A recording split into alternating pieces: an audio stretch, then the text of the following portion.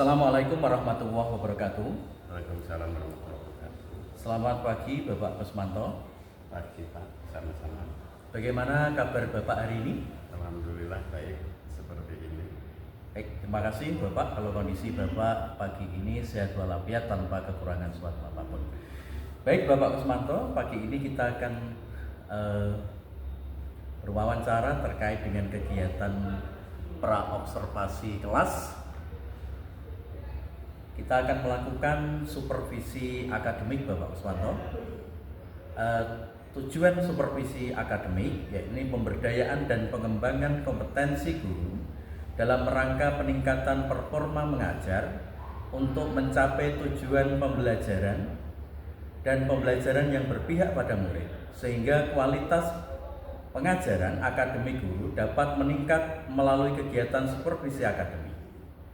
Dalam siklus supervisi akademik meliputi 3 tahap, yaitu pra-observasi, observasi pembelajaran, dan pasca observasi Bapak Kusmanto.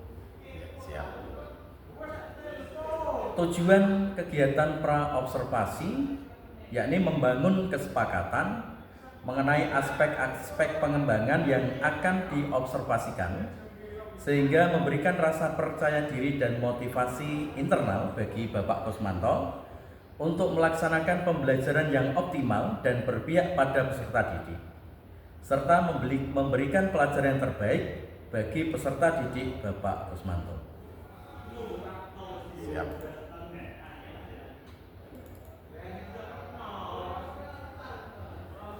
Baik Bapak, pada hari ini Rabu 30 Oktober 2024 kita melaksanakan kegiatan percakapan pra-observasi dalam mata pembelajaran Bahasa Indonesia di kelas 10. Tujuan pembelajaran yang ingin Bapak capai apa? Mengidentifikasi informasi teks hikayat atau fiksi. Baik, terima kasih Pak Kusmanto. Area pengembangan yang ingin dicapai Pak Kusmanto? Area pengembangan sebelum siswa itu mengidentifikasi, saya harap siswa itu tahu apa itu hikayat, apa itu teks hikayat, ya. Mulai dari pengertian, struktur, unsur, kemudian ciri, kemudian tujuan, dan tujuan kaidah kebahasaan. Di antaranya itu setelah mereka paham dan dapat datanya, mungkin mempresentasikan, harapannya meskipun tidak semua secara kelompok ada perwakilan untuk mempresentasikan, sehingga mereka paham begitu ada kegiatan mengidentifikasi, mereka akan lebih cepat waktunya daripada mereka disodorkan langsung tanpa tahu lebih dulu. Baik, terima kasih Bapak Kusmanto atas jawabannya. Tadi kalau saya ulas kembali bahwa area pengembangan yang tidak dicapai, yang pertama keterampilan praktis membantu peserta didik menerapkan instruksi, mengidentifikasi, menjawab pertanyaan, dan berdiskusi kelompok, serta mempresentasikan identifikasi isi teks hikayat. Kemudian keterampilan kognitif melatih kemampuan untuk mengidentifikasi teks hikayat yang disimak. Baik, Bapak Kusmanto, strategi yang Bapak persiapkan untuk kegiatan observasi pembelajaran di kelas Bapak?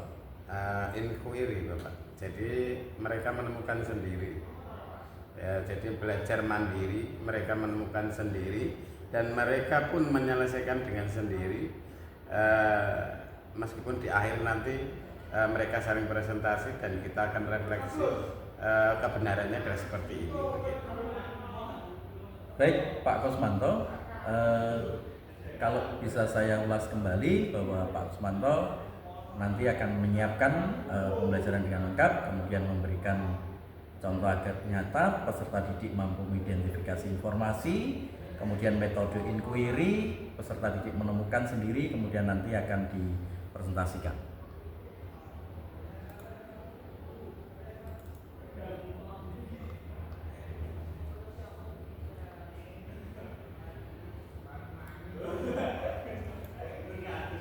Baik Pak Kusmanto, dalam pelaksanaan observasi di kelas nanti, Pak Kusmanto menginginkan fokus observasi dalam hal apa, Pak Kus?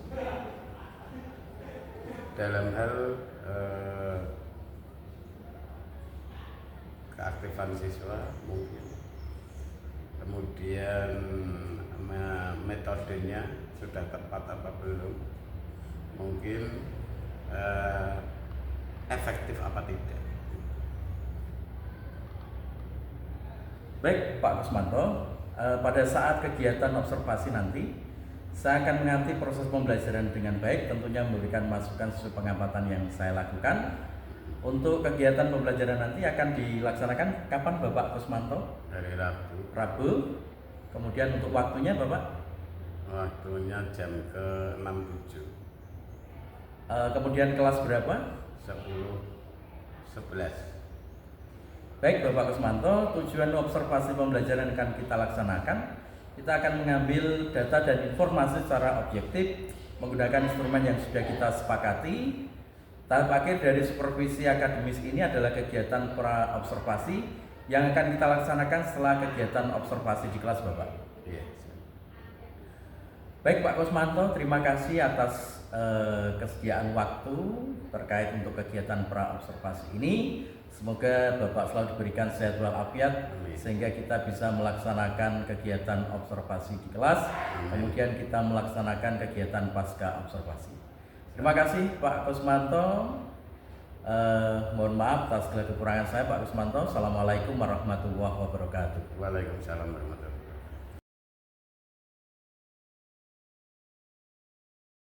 Bismillahirrahmanirrahim. Assalamualaikum warahmatullahi wabarakatuh. Waalaikumsalam warahmatullahi wabarakatuh. Untuk materi hari ini pada dasarnya tetap pada pertemuan yang kemarin, yaitu hikayat. Ya. Hikayat ini adalah tujuannya adalah mengetahui informasi tentang hikayat. Ya. Tapi sebelum mengetahui informasi hikayat, nanti saya harap kalian sudah bisa menjelaskan apa itu pengertian ciri ya dan lain sebagainya. Ya masuk. Pengantar dan terlambat karena sholat. Ya. Jadi untuk yang hari ini tidak hadir, tadi siapa ya? Untuk hadir? Dewi sama Apri. Tapi saya harap siang ini tetap semangat ya, tetap semangat untuk belajar mengidentifikasi informasi yang ada di tag hikayat. Apa sih hikayat?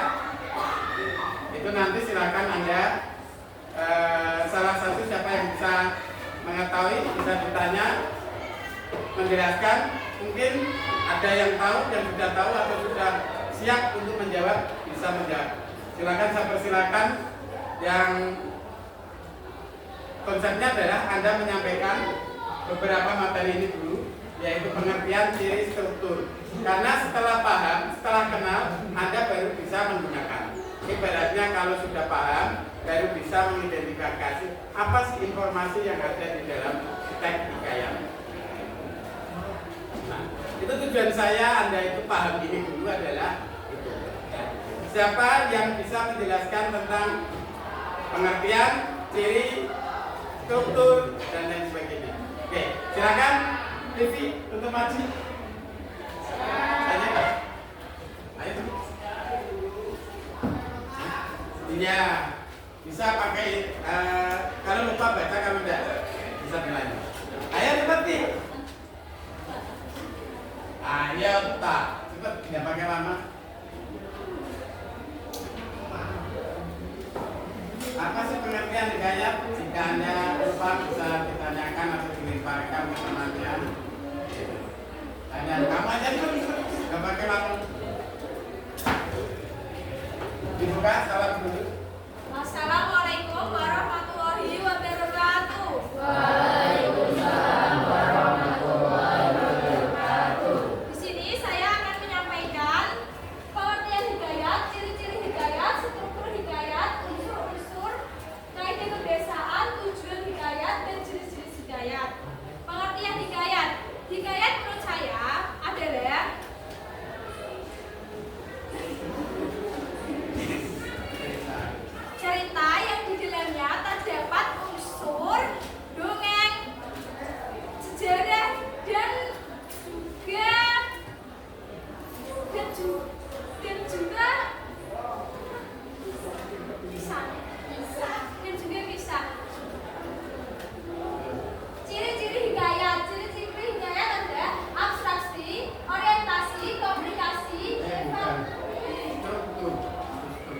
Ciri-ciri hidayat apa?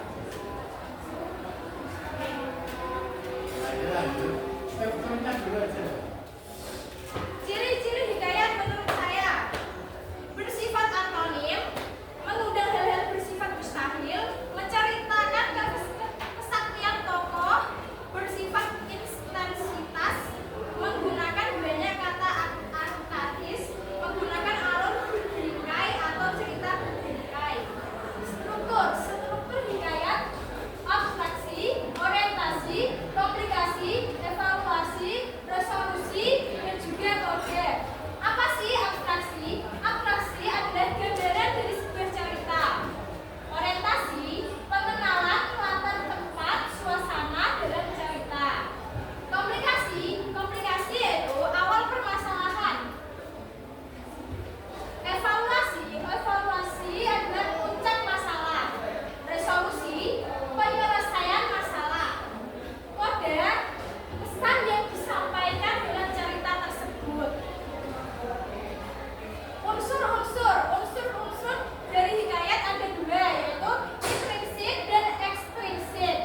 Intrinsik terbagi dari tujuh unsur. 1 tema, 2 tokoh, 3 penokohan, 4 alur, 5 sudut pandang, 6 majas atau gaya desa, 7 amanat. Tema ada ya, inti cerita atau inti pokok cerita. Tokoh, orang yang terlibat di dalam cerita. Tokoh terdapat tiga watak: antagonis, protagonis, tritogonis. Antagonis tokoh yang baik jahat, protagonis tokoh baik, tritogonis tokoh atau bisa disebut juga dengan tokoh pembantu. Ekstrinsik terbagi 3, yaitu latar belakang pengarang bisa juga disebut dengan daftar riwayat hidup pengarang. Latar belakang sosial bisa disebut dengan keadaan sosial pengarang atau keadaannya bagaimana, bisa kaya, bisa miskin atau sebagainya. Latar belakang moral itu juga bisa diartikan sebagai sifatnya itu baik, jahat atau bagaimana. Jenis kaidah kebiasaan hikayat. Jenis hikayat.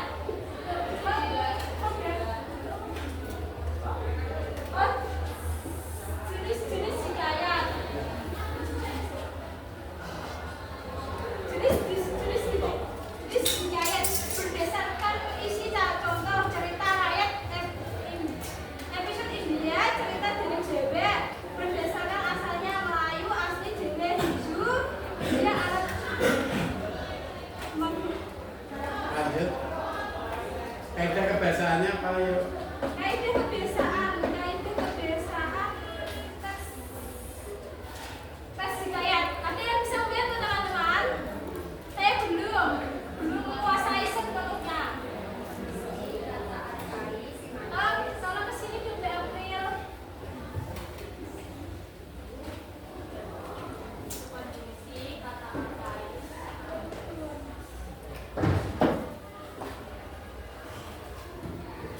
Intinya saya di sini akan membantu Mbak Vivi dalam menerangkan, yaitu kaidah kebiasaan.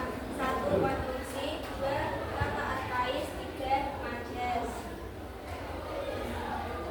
Setelah itu, Mbak April juga akan membacakan tujuan teks hikayat.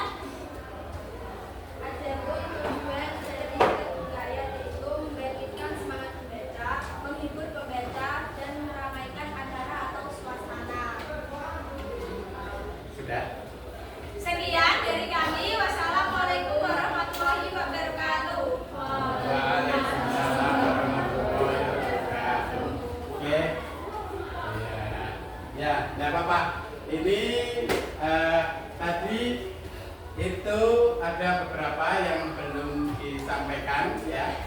tadi pengertiannya ya. Pengertiannya tadi adalah karya sastra atau cerita ya, yang ya terdapat unsur cerita, dongeng ya, itu diantara klasik ya, atau kisah ya, itu pengertiannya. Kemudian ciri gayat itu menggunakan bahasa arkais. Bahasa arkais itu pengarangnya tidak ada, pengarangnya tidak jelas ya. Kemudian satu anonim ya, anonim itu yang pengarangnya tidak ada. Kalau arkais itu bahasanya seperti kata sang raja hutan, si kancil ya. Ada si, ada sang, ada yang ya, yang terhormat ya, misalkan seperti itu. Ada si sang, biasanya si kancil, sang raja hutan ya. Dan itu julukan ya, untuk julukan itu berarti kisah disebut hikayat itu seperti itu ya. Seperti itu. Terus cirinya anonim, tidak ada pengarangnya, hikayat cirinya. Kemudian bahasanya arkais itu si sang tadi ya, sang kancil. Kemudian apalagi sang raja, iya, dan seterusnya ya. Kemudian apalagi cirinya 2, 3 yang mengandung hal-hal yang bersifat mustahil. Seorang pahlawan itu beratnya gagah perkasa, tidak terkalahkan. Mungkin bisa terbang, ya, mungkin bisa menghilang, ya, tidak tembus senjata apapun, ya, itu termasuk apa itu mustahil, ya, sesuatu yang tidak mungkin tapi dimungkinkan di dalam cerita itu. Kemudian apalagi satu lagi, menceritakan kesaktian tokoh, seperti itu sama aja. Kemudian ada lagi, tidak ada. Menggunakan alur berbingkai. Alurnya itu berbau kerajaan ya. Jadi menceritakan istana sentris, termasuk ceritanya istana sentris ya. Berbau kerajaan, ceritanya tentang kerajaan, kebanyakan seperti itu ya. Kemudian ceritanya berbingkai, berarti satu dalam cerita itu ya tentang kerajaan itu, tidak lain-lain ya, itu. Kelebihan dari kerajaan itu atau kelebihan dari pahlawan itu pasti menceritakan kehebatan dari sang pahlawan, itu maksudnya berbingkai. Kemudian apalagi unsur jelas, dimanapun yang namanya unsur itu pasti ada unsur dalam dan unsur luar, yaitu ekstrinsik dan intrinsik ya. Kemudian kalau Anda ditanya struktur, semua cerita baik itu hikayat, cerpen itu atau anekdot itu pasti ada yang namanya abstraksi, orientasi, komplikasi, evaluasi, resolusi, dan koda. Koda itu pasti selalu ada. Bahkan puisi pun ada kodenya, pesan yang disampaikan. Nah, tujuannya apa sih menulis seperti itu? Untuk memberikan informasi kepada pembaca bahwa ini loh, kalau kurang seperti ini salah. Misalnya ceritanya maling kundang. Maling kundang itu kan ceritanya durhaka dengan orang tua. Nah, itu betul apa salah? Kan salah. Jangan sampai kita berani orang tua sama orang tua. Itu maksud dari tujuan ini. Nah, begitupun semua karya sastra, baik itu prosa maupun puisi termasuk prosa, ya, ataupun novel itu prosa. Ya, nggak prosa apa? Ya nggak prosa. Pantun juga prosa. Ya. Prosa ini termasuk novel, puisi, cerpen, cerpen, cerkam, ya, cerita bersambung, ya, itu termasuk itu. Nah, sekarang hikayat berdasarkan isi. Kalau hikayat berdasarkan isi, kalau tadi unsur sudah, ekstensinya ini, ya. Ingat pada saat Anda menulis cerita, itu mau menulisnya dari mana? Kalau Anda pengalaman sendiri, ya, pengalaman sendiri berarti tulis tokohnya adalah aku. Aku adalah tokoh utama. Aku adalah tokoh utama.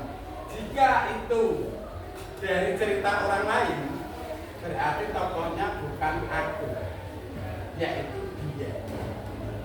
Kalau dari, misalnya dari kamu mengangkat dari cerita orang lain, dia.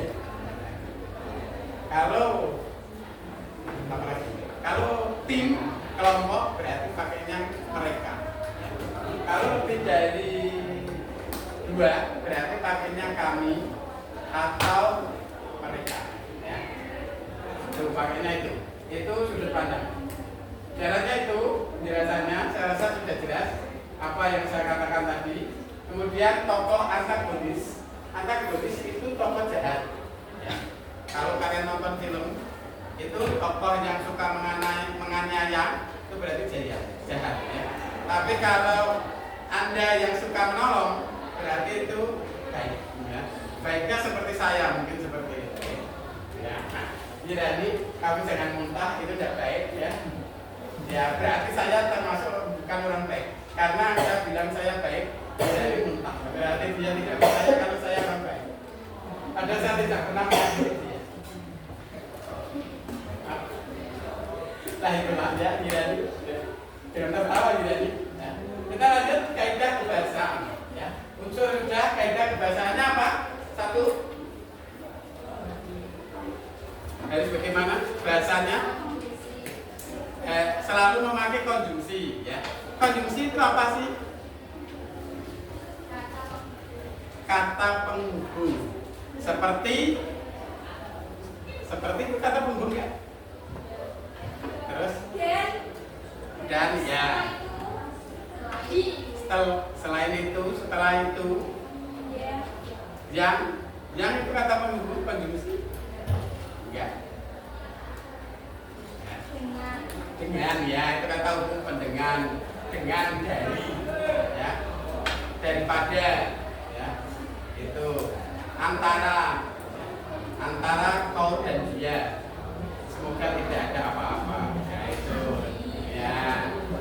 Tapi kalau ada apa-apa ya berarti harus berani apa-apanya gitu ya. Maksud tidak maksud ya berarti tidak sukses. Oke lanjut. Hikayat. Kaidah kebahasaannya tadi apa satu? Konjungsi. Terus arkais. Kata arkais sisang yang tadi ya, yang tercinta, yang tersayang, ya itu. Kemudian makanya kalau Anda sama kekasih buat cerita ada ada sang kekasih ya.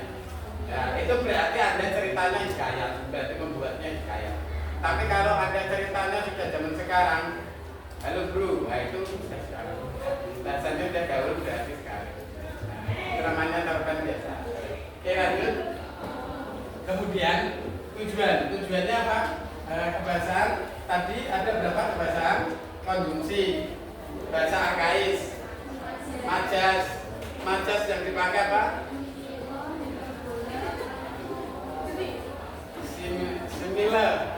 Simile itu apa itu kalimat katanya beda tapi punya makna yang sama. Seperti apa? Contohnya cinta pedas, pintar cerdas ya, itu katanya sama tapi maknanya sama tapi katanya beda ya, itu bisa. Terus hiperbola berlebihan ya. Pandangannya bagai elang menatap langit ya. Menatap langit kan berlebihan ya. Hari ini tidak sanggup mendengarkan kata-kata sampai menutup mata, itulah Hendy ya, itu yang ada di belakang ya. Tidak sanggup mendengarkan kata-kata sehingga menutup mata. Itu ya. Contohnya itu. Suaranya menggelegar ke angkasa. Kemudian tujuan apa?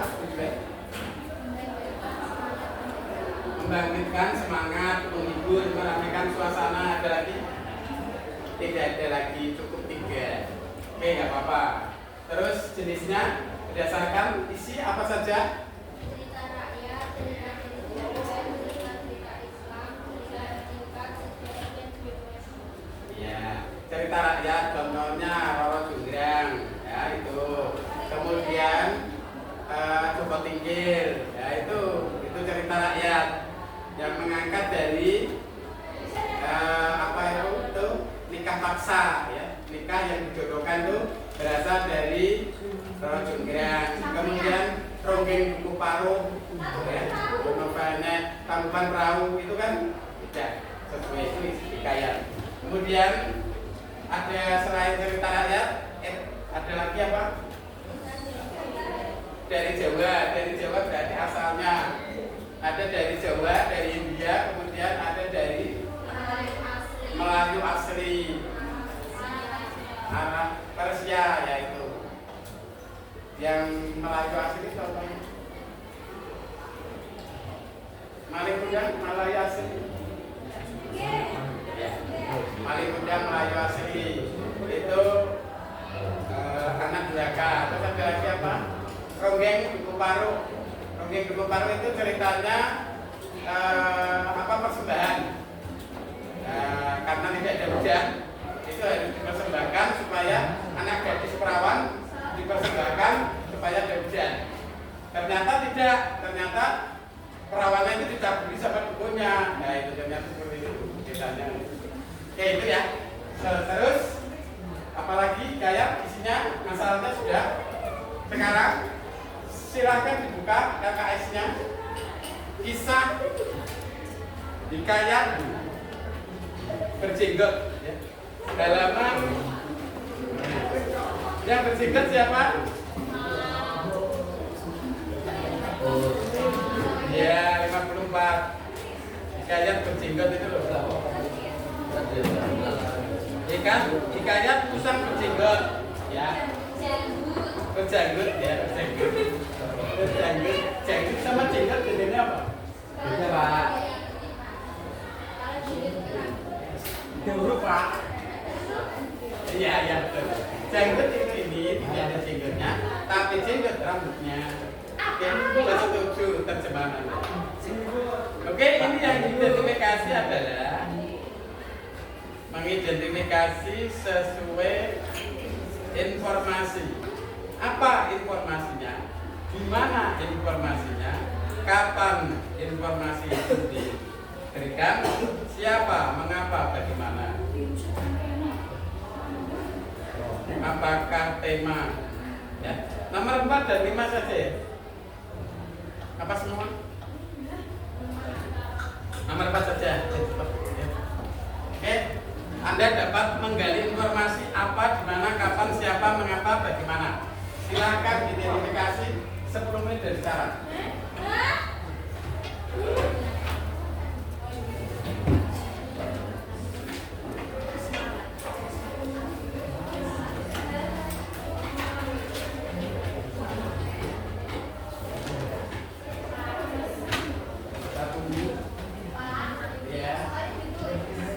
Soalnya ditulis cuma apa? Wah, nggak usah kotak-kotak. Gak usah. Saya tidak butuh kotaknya, saya butuh jawabannya.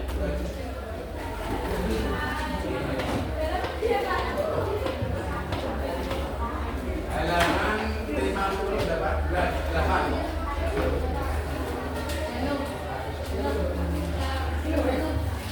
Lembar kertas ya, kumpulkan ya.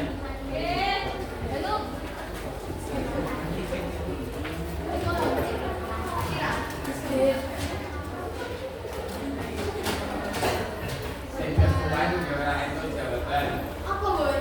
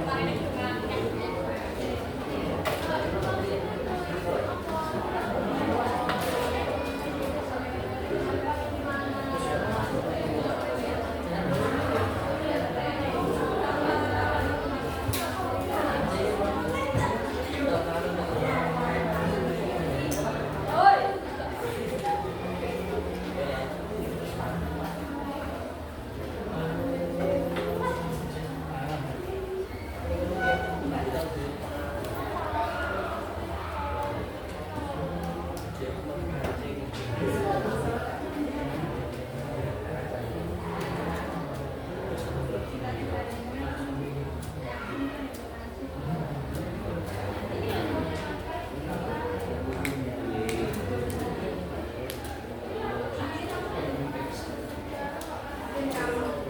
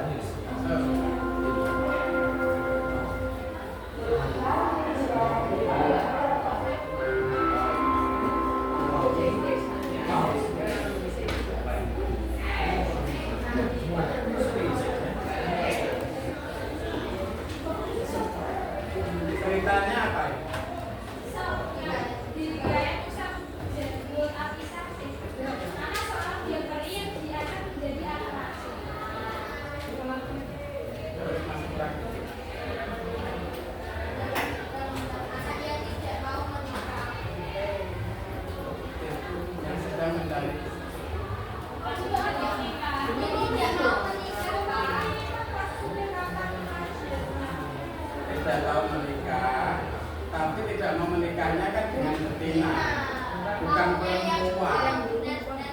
Kalau betina kan binatang. Begitu. Makanya si raja kan pengennya menikah dengan betina. Betina dari ayam, Pak. Ya, kira-kira begitulah. Ya kisahnya kan gitu. Pasti. Ya karena berbeda kan. Pokoknya kalau kamu tidak bisa menikah dengan betina, jangan pulang. Iya. Tapi setelah 6 bulan dia pergi ke negeri Serdang. Tidak, dia sudah menemukan seorang perempuan. Akhirnya dinikahi. Dibawalah ke istana. Setelah di istana, karena istrinya bagaikan bidadari surga, cantiknya luar biasa. Ya. Mungkin semua orang romo, sampai rajanya pun punya pikiran jelek. Harusnya si apa itu anak angkatnya itu meninggal terus beristri. Sampai menteri saat raja ini pengen Mendapatkan istrinya. mendapatkan istri. Akhirnya dia dapat perintah lagi untuk mencari apa? Dia diputuskan untuk mencari usang yang berjanggut ya. Usang berjanggut tidak ada ya. Usang berjanggut.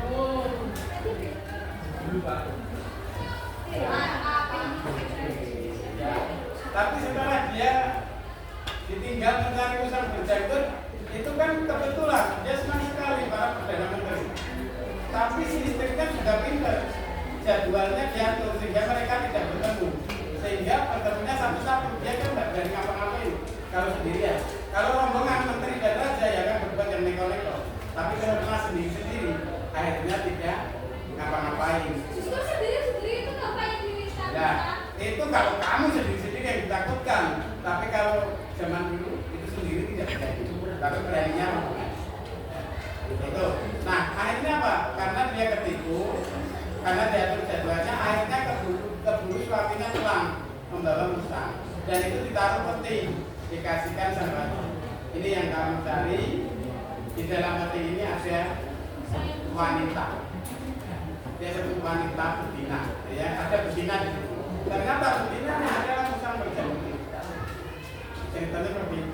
Nah, menurut Anda, kisah itu apa tadi informasinya, di mana, kapan, siapa, mengapa terjadi? Silakan Anda cerita. Tulis. Ya sudah selesai kan? Kalau belum dilanjutkan, dikumpulkan besok. Karena biar sudah selesai. Ya, dari kisah itu saya ceritakan seperti itu. Kemudian ada punya gambaran. Nanti apa ya beritanya? Itu si Arifin ya, Kemala Arifin itu. Ya, anak angkatnya namanya Kemala Arifin. Istrinya namanya siapa? Laksana. Dan dari Ari Laksana. Nah itu Pak, silakan ada identifikasi, kumpulkan besok.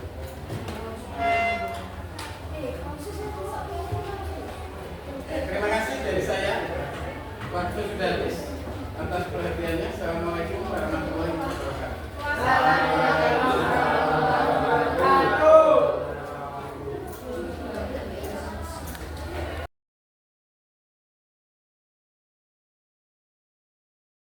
Assalamualaikum warahmatullahi wabarakatuh. Waalaikumsalam warahmatullahi wabarakatuh. Selamat pagi Bapak Kusmanto. Bagaimana kabar Bapak hari ini? Alhamdulillah baik Pak.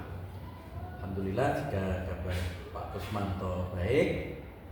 Baik, Bapak Kusmanto, kita lanjutkan percakapan pasca observasi kelas yang sudah Pak Kusmanto laksanakan pada Rabu 30 Oktober 2024 kemarin.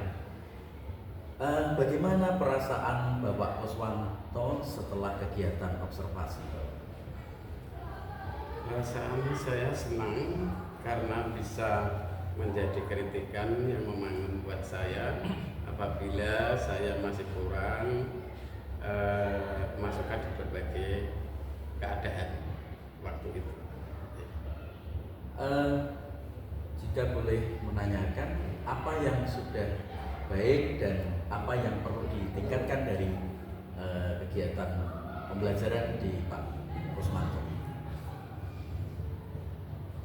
Yang perlu saya tingkatkan adalah menurut saya keaktifan anak masih cenderung malas-malesan, sudah dipacu, sudah dimotivasi, tapi nggak tahu karena keadaan habis P5 yang kemarin proyek mungkin kecapean atau kelelahan, itu yang pertama. Yang kedua, kelebihannya adalah anak mandiri karena mereka mencari data sendiri kemudian dipresentasikan, mereka akan lebih paham mengenai teks hikayat, baik dari pengertian, struktur, ciri.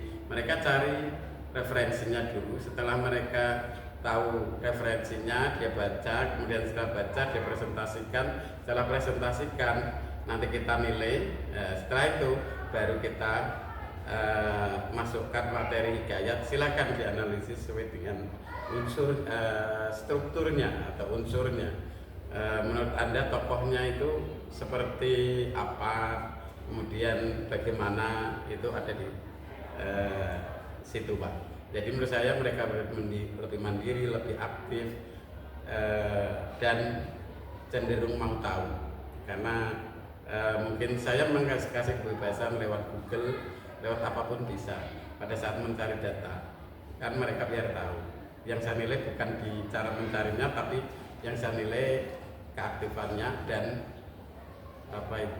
presentasinya. Jadi dengan presentasi mereka akan lebih cepat ingat ketika dia bertanya. Misalkan apa itu tema? Oh, inti cerita.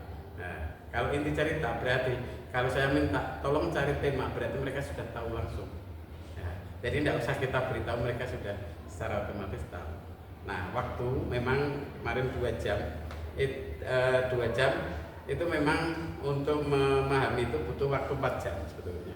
Tapi sudah saya pelajari sebelumnya, 2 jam kemarin sudah mereka mencari data, kemudian sambil mengingatnya, kemudian pertemuan selanjutnya kemarin sudah dipresentasikan, kemudian 1 jam presentasikan, 1 jam menganalisis, sehingga hasilnya sudah cukup bagi saya. Ya, kecuali orang-orang yang memang notabene males atau kecapean dan sebagainya. Baik, terima kasih Bapak Kusmanto. Terkait dengan tujuan dan harapan Bapak dalam pembelajaran ini, apakah sudah tercapai atau belum Bapak? Mayoritas tercapai, meskipun tidak semua, tidak semua tercapai. Itu pun yang saya katakan malas saja, itu masih bisa mempresentasikan meskipun tidak lengkap, minimal seperti itu. Itu yang saya amati dari anak-anak itu seperti itu. Jadi yang dari titik paling rendah aja mungkin hanya hafal, hanya paham pengertian, strukturnya saja, itu sudah merupakan, bagi saya sudah merupakan reward. Dia mau aja maju, itu sudah hal yang luar biasa. Kadang yang mentok-mentoknya dia cuma paham pengertiannya, itu tidak masalah bagi saya. Itu yang penting mencoba. Kalau tidak pernah mencoba, ya tidak akan tahu sampai di mana dia tahu. Itu. Rencana tindak lanjut Bapak Kusmanto terkait dengan pembelajaran berdiferensiasi Bapak?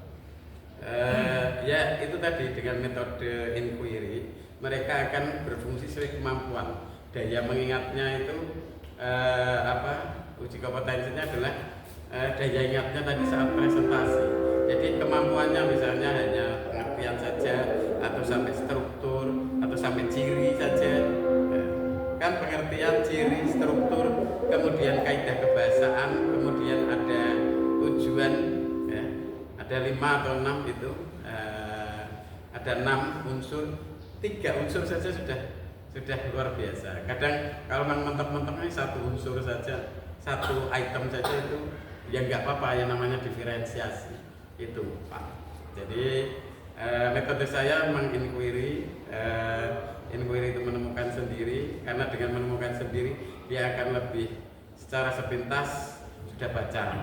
Padahal baca sekali aja itu sudah 10% sampai 15% dia paham.